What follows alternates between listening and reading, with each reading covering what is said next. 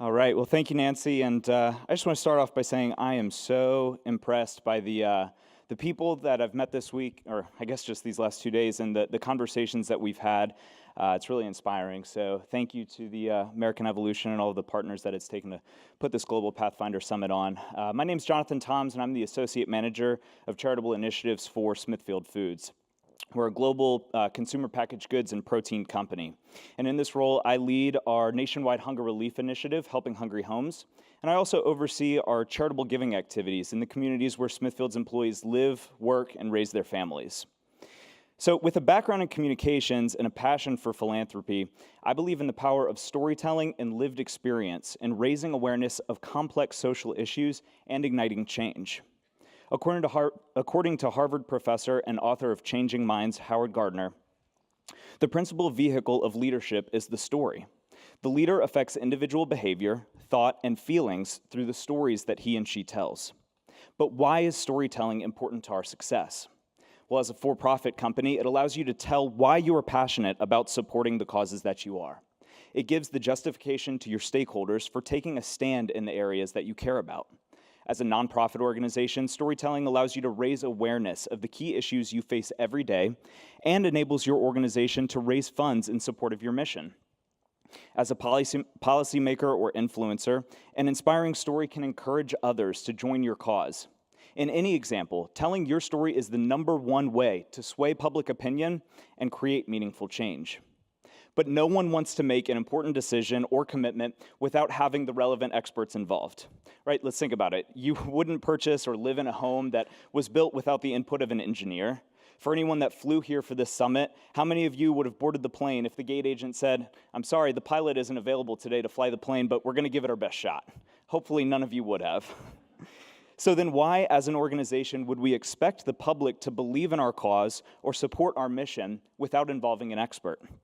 Now, as important as a CEO, a director, or even a senator may be, the experts in this case are the people that we serve.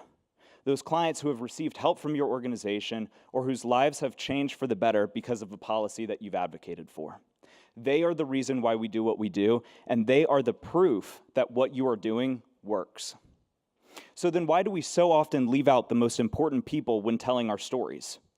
Oftentimes a certain stigma exists, a set of negative stereotypes that makes individuals who are in need of help an outgroup. And so our society assigns a level of shame with receiving assistance, but that is so far from the reality. More often than not, these are working families, people just like you and me, but we leave them out of the narrative. And that rhetoric does more than just prevent us from telling a compelling story. It creates boundaries and divisions for so many others. People who will actively deny receiving the help that they qualify for because they think that's not something that someone like me does. I serve on the board of directors of my local food bank in Newport News, the Virginia Peninsula Food Bank. And during the government shutdown last winter, our food bank offered assistance to TSA agents at the local airport while they were working without paychecks. But because of the stigma that's so often associated with receiving assistance, they refused to visit the food bank. We ended up taking food to the airport and placing it in a closed conference room so that the agents could receive the help they needed in private.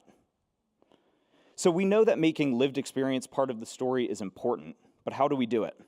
Well, we need to start by shifting our narrative to focus on the pathways of promise that we're able to provide. Rather than treating your clients or the populations you serve as helpless and hopeless, let's concentrate our story on empowering others. That's how we create change. But we have to do it through the eyes of the client, through the lens of lived experience. Now, you might be thinking, well, I don't want to invade their privacy. They don't want to tell their story. I encourage you to ask.